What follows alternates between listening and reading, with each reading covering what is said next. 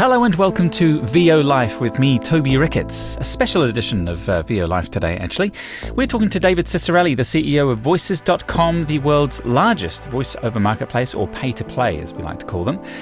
Recently, they had a bit of a bombshell press release when they said they were going to drop the minimum project fee from $100 down to $5, which is a pretty contentious move for voice talent. The race to the bottom, as we've always said, may be upon us. So thank you to David to come and ask some questions here on the podcast. Hey, great to be here, Toby. Thanks for inviting me on. And happy to cover that and the rationale behind the decision and kind of what some of the other facts on the ground that we were seeing. So let's do it. Fantastic. So, I mean, Voices.com has sent out these kind of messages before, which have suddenly sent ripples through the voiceover world. There was the acquisition of VoiceBank, of course, like back in the day. There was a bit of sort of bombshell news with the sort of the double dipping saga, as it was called, where I think you had a sort of a few people within the team that were taking more than their fair share, that kind of thing, and that was all kind of dealt with at the time.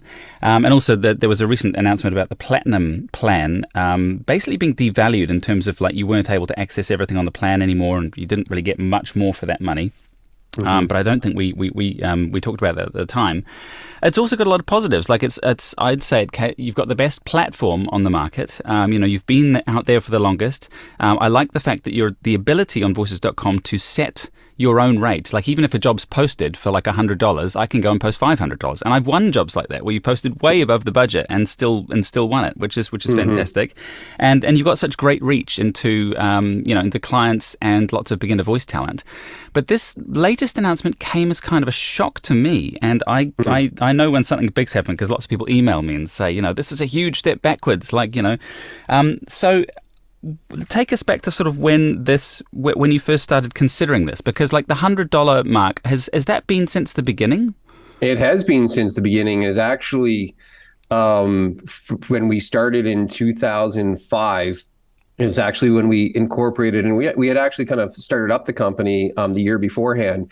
And one of the things I had done was connect with a number of coaches, and one of them was James Alberger from voiceacting.com, and asked him, hey, what is it that we might be able to do differently on voices? And he's like, listen, from the union to professional industry associations, everyone's tried to fight, if you will, to maintain professionalism and a certain kind of threshold, if you will, for rates. So why don't you just have this entry point at 100? So I'll certainly credit him with kind of being the catalyst of us thinking that way. But here we are going on almost 20 years later that this is all we've been doing is running this online marketplace, Voices.com. And I think some things have changed, I think, in the industry.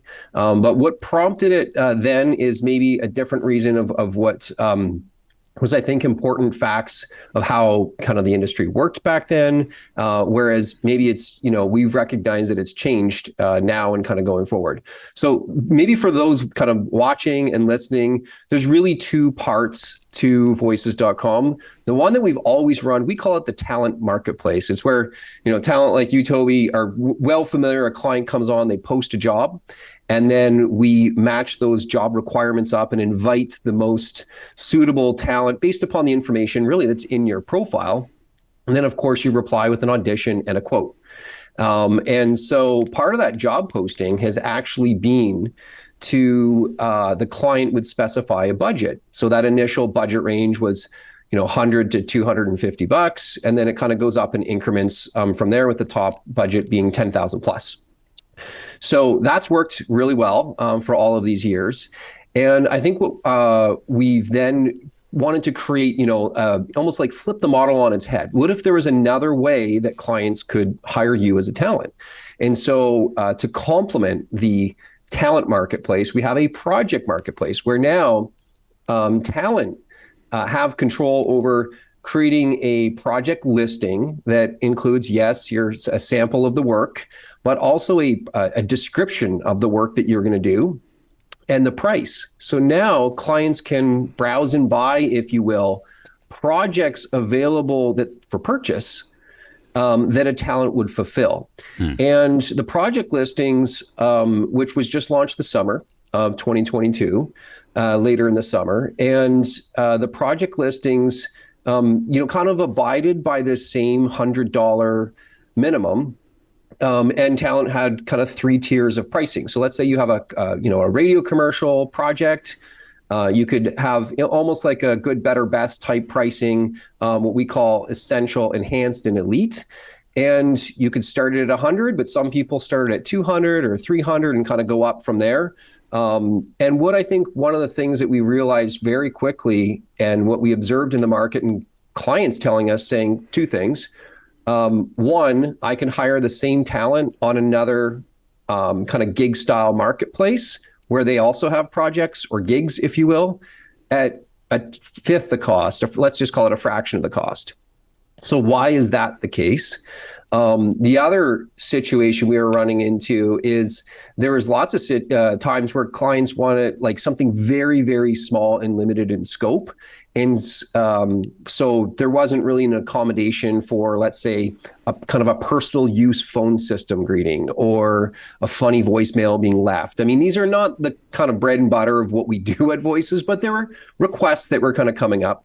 And then the third one was us realizing that there's actually been more clients, initially talent signing up in kind of Southeast Asia and clients looking to hire them, where we have the good fortune of living and working in Canada, US, New Zealand, Australia, UK, where $100 US is kind of reasonable. For many people in the world, that is just out of reach to pay for production. And for kind of a small project of themselves, they're kind of just getting going.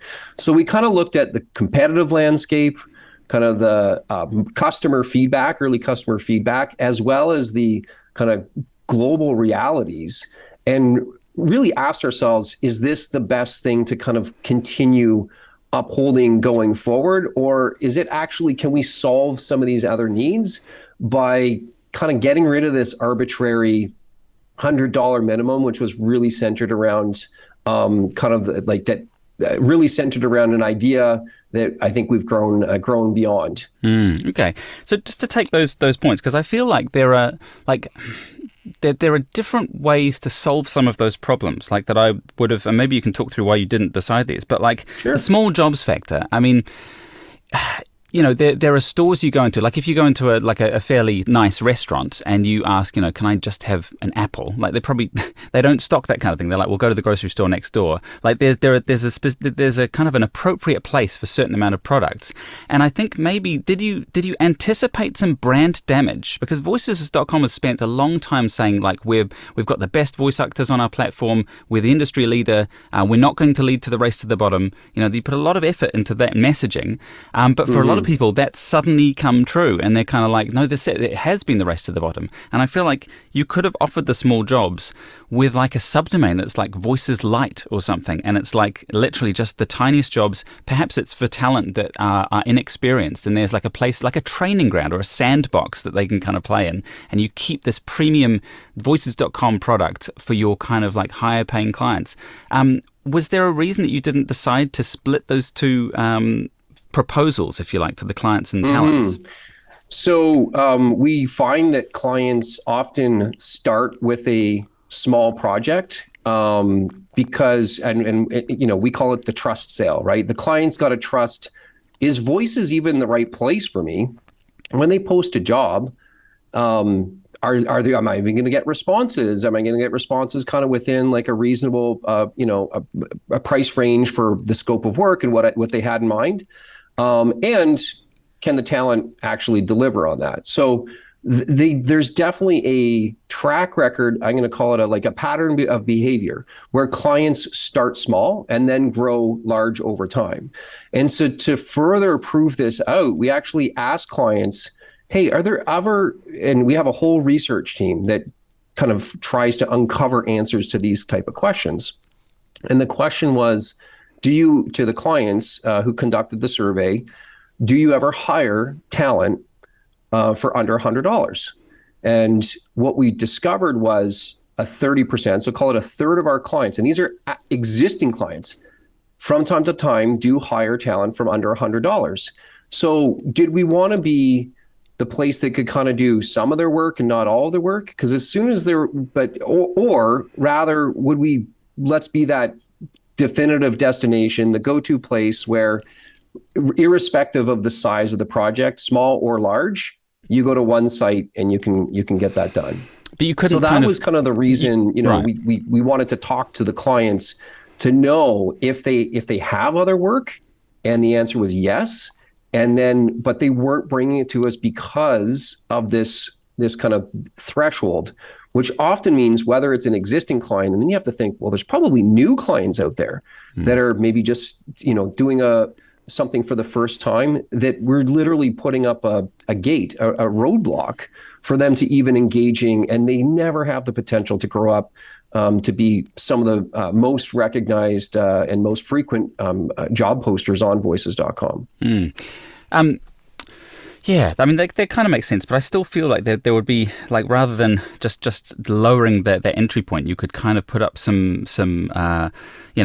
barriers to say, look, this is special pricing for whatever reason to get you on board, like a loss leader effectively. And then once you get into the professional talent, you can do this. But the insinuation that the optics, I think, of this decision was like that it's muddied the waters, that suddenly it's like, we've got the best professional voice talent and you can hire them for $5. Like the actual, you've got to be very careful with your messaging around where that sits, why this decision has been made, because it does worry us, a voice talent that use voices.com, that it is it's starting to get brand damaging, because we don't want to be associated with like the bargain basement kind of version, So let's talk about how the budgets even are determined, right? Right. So we discussed the project marketplace, where the talent are actually deciding what the rate is going to be. And if you don't want to list a project at all, then you don't have to. Because you don't want to put any pricing out information out there, then that's certainly up to you. If you want to start at, $200 or $500 for your project listings, and let's be clear, these are only non-broadcast jobs that we're referring to. Yeah. If you don't want to get into, if you want to start your price points much higher, then that's certainly up to you as well too. So we're not marketing $5 or anything along those lines. It's actually would be the talent kind of listing that themselves. So that's on the project marketplace. Okay, so the $5 only applies to the project marketplace. It isn't in the audition, kind of the traditional sphere. Not as of yet, but that we did put that in the email that we want to have that as an opportunity for clients as well under certain circumstances, which would be non-broadcast. But even still, Toby, how does a client even pick a budget?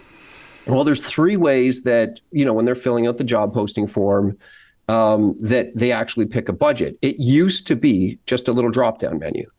But now what we've done over the last years, we have what we call a budget recommendation tool, because there's been a lot of calls for, hey, voices.com needs to educate the clients on what the fair rate is for said project.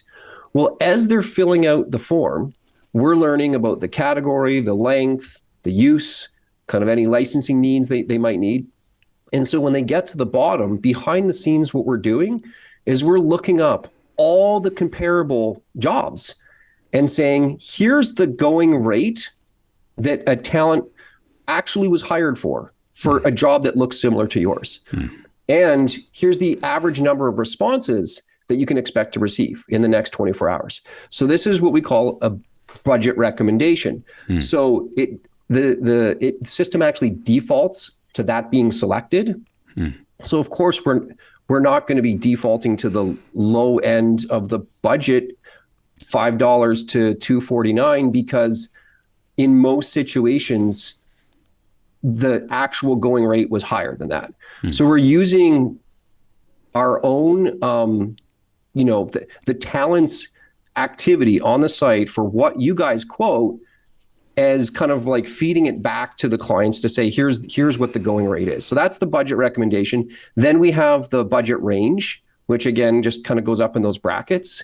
We felt it was best not to create a distinct bracket of $5 to $100, but rather just extend the entry level point, which, as you said, there's time clients will just pick that because it's the first one, but then quote higher. And those who are considering quality first and foremost, like most clients do, when we ask them, what are you listening for? How do you make your hiring decision? It's always the quality of the voice is like far exceeds, saving a few dollars in here and there. That's not their primary motivation. So that's the budget range. They can pick any number of them, kind of disregarding the recommendation. But we also believe talent will kind of set the client straight, if you will, if they're like, look, you've got way too much word count here, or the effort's going to be huge. I can just tell because it's a medical read, it's a technical read. Okay, the talent will kind of course correct the client if they happen to pick a lower budget. And then the last one is like a fixed budget. So if the client comes and says, I only have it's a scratch read, or it's for a student film project, or whatever the nature of that kind of use case is, and I have $50, well, now they can actually go ahead and get that at least have those auditions kind of come into them for those who are interested in doing that kind of work at that range. So that's, I think, a really important distinction, having the awareness for the talent community that we have a budget recommendation that basically is a self-reinforcing loop. It's the amount that actually the work is getting hired for. We kind of, feed that back to the client and have that as the default. And over time, what we've seen, and it lives out this notion you might have heard me share before, this notion of shared success. Over time, what we've seen is that the more successful, kind of on a job by job basis, the average selling price is kind of the numerical or the metric that we look at. The average selling price is actually increased across the board. So the better the talent do, the better that we do as a platform. And therefore, that's how we're living out this notion of shared success. The budget recommendation is just an example of how we do such a thing. Okay. Yeah, I mean, pricing voiceover is one of the hardest aspects of being in this game. Like, because new talent come to me all the time saying, I don't know what to charge for this. So it's like there are rate cards out there. There's the Gravy for the Brain rate card. There's the GVAA. There's a few rate cards out there. The Voices.com one over time has kind of I know you released a new rate card and it had broadcast. It's quite low, and I remember getting in touch, and then it was subsequently fixed to sort of to boost it up a bit, which could have been just an oversight. But it's one of those things where you are striking a balance between like clients on the one hand who obviously want a good job done quickly and cheaply. You've got new voices as well who are coming onto the platform. They're inexperienced, so they usually charge less because that's generally the way you sort of get into an industry is by going in sort of and doing it for less than someone with 10 years experience. And then experienced voices, of course, who do this for a living and we're on there all the time and use it.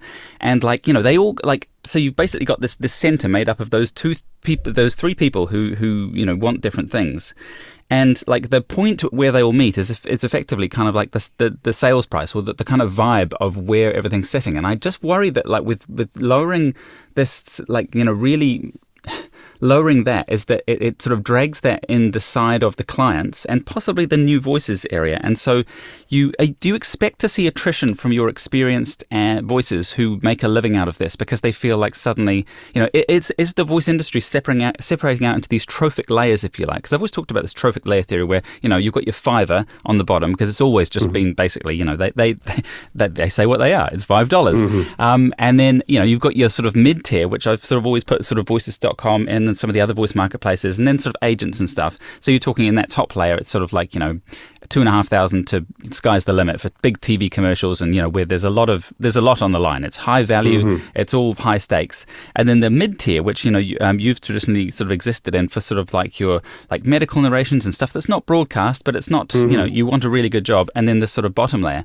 Do you feel like that it's just like again, coming back to the sort of brand damage thing, that it kind of drags you down. I know you want to drag rates up, and you said before that your average rate has increased. But by marking this and putting a marker in the sand and saying, like, we've now extended this budget, I feel like that won't necessarily happen, even with this feedback engine, because to get the work, people are going to quote a little bit less, and then everyone's going to see that everyone's quoting less and then quote a bit less. And I feel like an algorithm could, run away with that kind of pricing. So I actually agree with the stratosphering of the industry. I think that's a great way to describe it. Sometimes we kind of use a barbell approach where there are new aspiring talent who at present struggle because they've got to get their first job. But if they're up against Toby Ricketts, then good luck. You know what I mean? That's just, and even if, case in point, even if they're quoting a fraction, if you're 1,000 and they're 100, it's still the client chooses the voice first and foremost. So they're having, in some situations, and probably more than anyone would like, frankly, a challenge kind of getting that first star rating, which then kind of has gives them the impression, like you see it in the search results, you see it on your profile. Frankly, the confidence that I'm like, okay, great, I landed one. I know how this works now. Yeah. So that would be kind of the new and aspiring talent. And then you're right. There's the professionals, the longstanding professionals. You asked the question if we're concerned about attrition. I certainly hope not.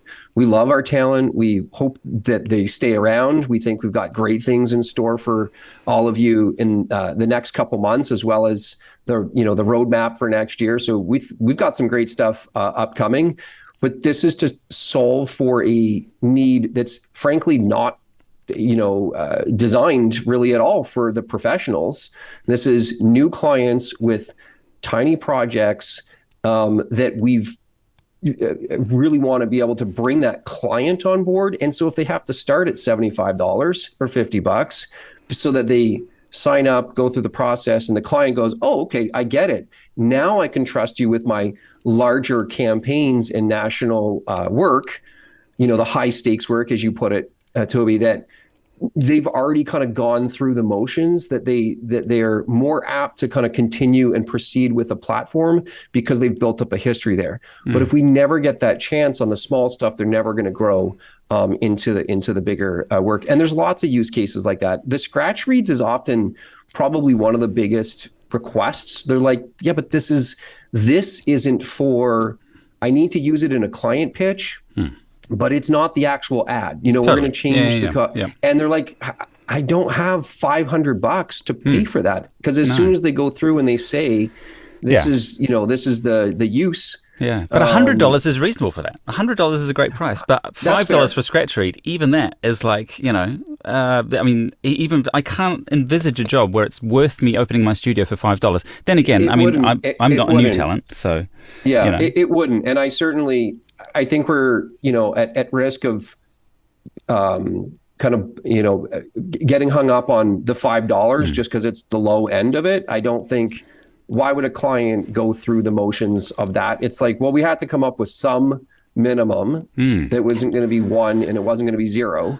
So what was the decision tree for that? Because $50 probably wouldn't have attracted so much controversy, but because it's $5, and I mean, let's be honest, Fiverr is the arch nemesis of the voiceover empire. As soon as you say you're a voiceover on Fiverr, it's like, well, you're not a professional voiceover. Because I know there's people that do lots of work on there. It's generally low value, and they're doing like 10 or 20 jobs a day, and then making the same as someone who possibly charges, the sort of more industry rate and does 1 or 2 jobs a day sort of thing. So, and those clients, I don't know if this is your experience, but the clients that pay the least are generally the most of a pain in the ass in my experience. The most difficult to work with. Yeah. So are you kind of willing to take on, because okay, let's go back to the $5. How was that reached? Was it to compete with Fiverr? Was it because that's the kind of lowest thing you ever charge on the internet? Like, how was that reached? So we looked at 0, 1, 5, 25, and 50. And 0 would make no sense because we didn't want to have free requests, right? Then it's just like, so now you're kind of using everyone's resources and time to get a free request. And the counter argument is, well, what if it's a charity or a nonprofit or some good cause that even still, there's probably some nominal, token amount that could be provided in terms of compensation. One is, the first kind of positive integer that it would make sense that it would kind of a transaction would go through, because we also want to make sure that there's a valid credit card on the other end of that transaction. The person is who they say they are. So, but that also felt candidly, that lower than any other site that's out there. So that would be weird. 5 would be on par because it's already well established. 25 or 50 is like, well, are there situations where it may be lower than that? Whereas there's some, as you know, we've have these other creative categories around audio editing, and translation, where we had already established $5 as a minimum in those other creative categories. So instead of having two sets of rules, because audio editing is often, billed out on an hourly basis as opposed to a usage and license basis. But because the system was already designed to have a $5, entry point, if you will, across all of the other categories, we're like, well, let's just harmonize that. So it's the same entry point, irrespective of which category the client posts the job in or which category the talent lists their project listings in. I mean, it just seems like, if it's still the same 20%, I assume you take on that $5, even if there's not a different sort of split at those lower levels, is there? So I mean, effectively, you're only making $1 on each of those jobs if they come through at $5, which just doesn't, it doesn't seem like. Well, it actually costs us $1 something to send out each payment.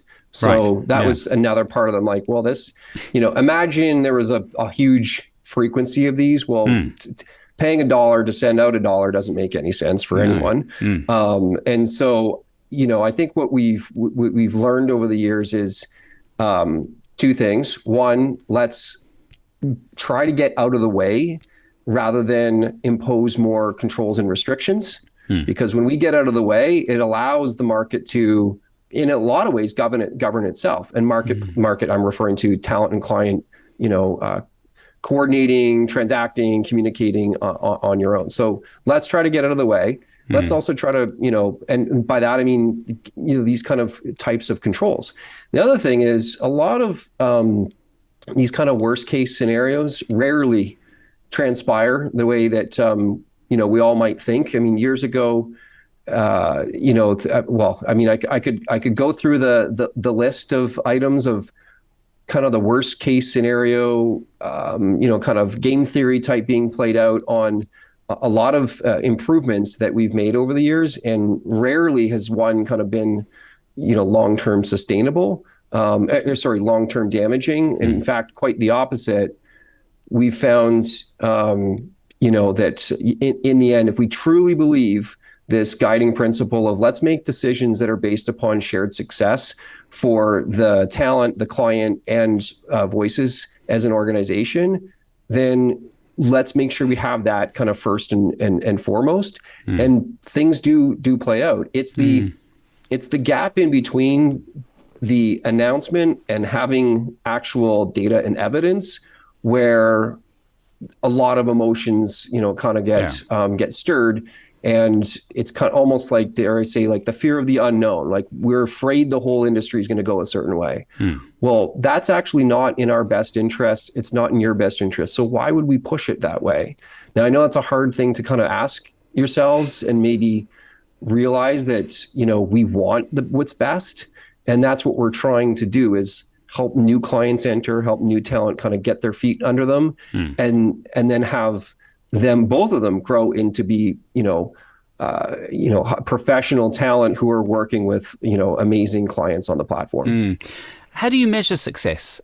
Is it the number of voices you have, the number of clients you have, the number of jobs pushed through, the average sale on the platform? Like, what are the kind of KPIs that you, and how do you think this is going to affect that? Because it has been suggested that, you received all this investment money, way back, and they're sort of putting pressure on because, like, it's all about, site visits and, like, then you can be acquired for something. And that's kind of like, maybe that's, if we take a big step back and talk about pure business, is that that something that you consider? Like, how do you measure success, and what's the rationale? So it's called the North Star metric. So what is our guiding North Star?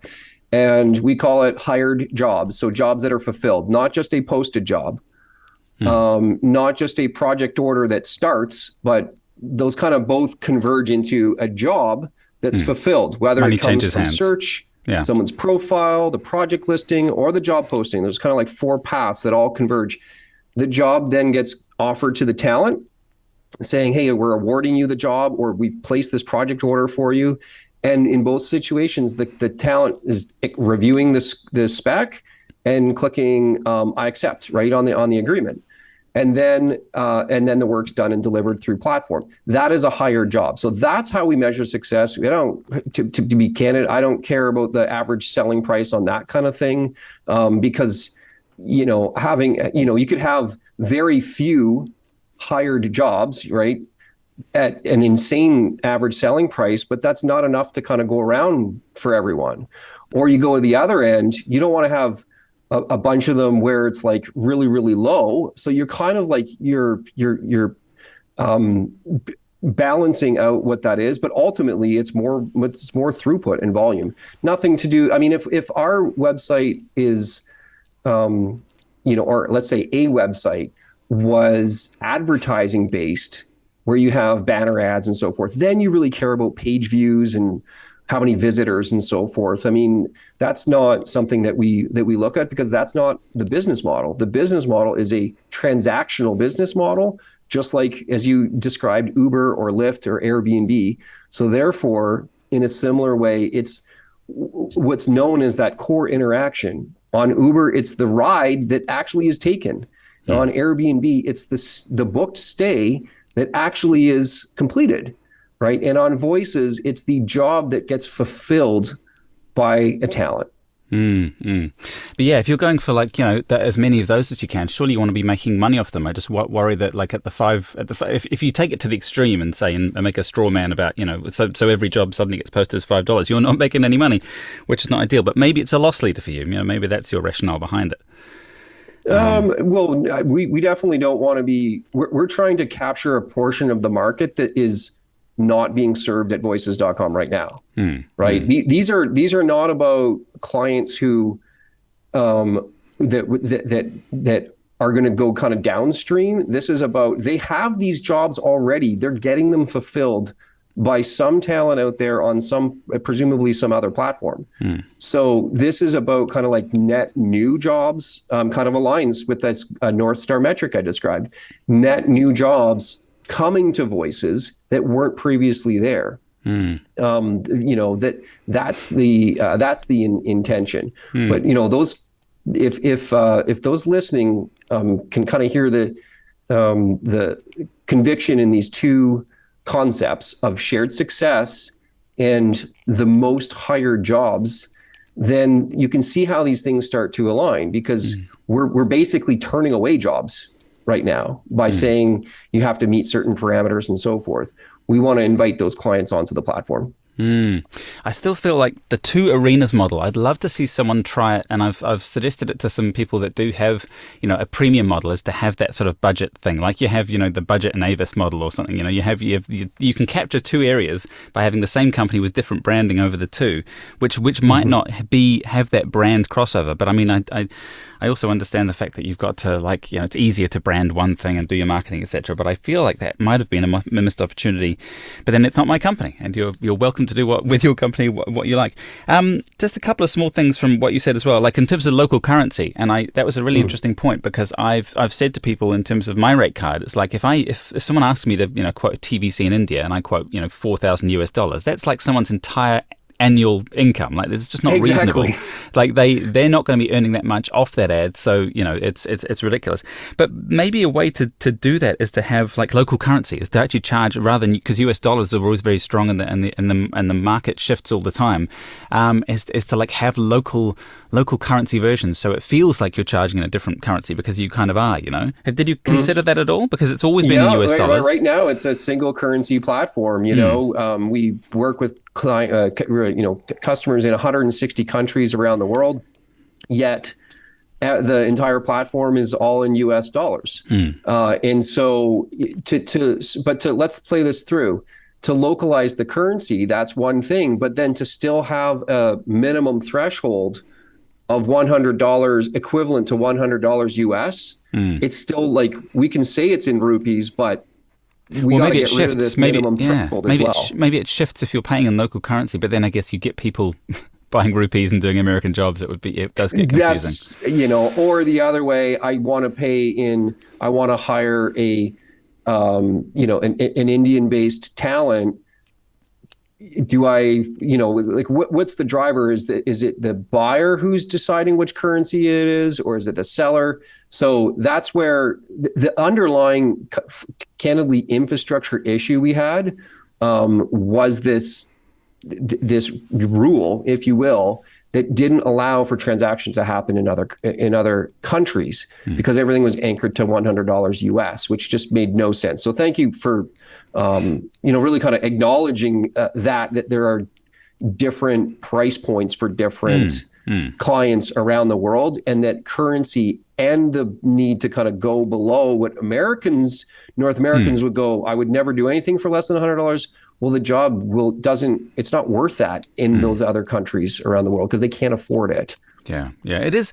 I mean, I acknowledge it's a really tricky problem in that you do want to capture more of the market, and there's this kind of this tech leader kind of a libertarian view of like, we'll just like let everyone at it and the market will decide, and it's an interesting tension between that and having some kind of like, not the union, but something like a union where voice actors say, look, this is the minimum we want to charge. Because the trouble is, if you devalue work financially, you devalue it conceptually in terms of like if you pay less for something, then you inherently value it less.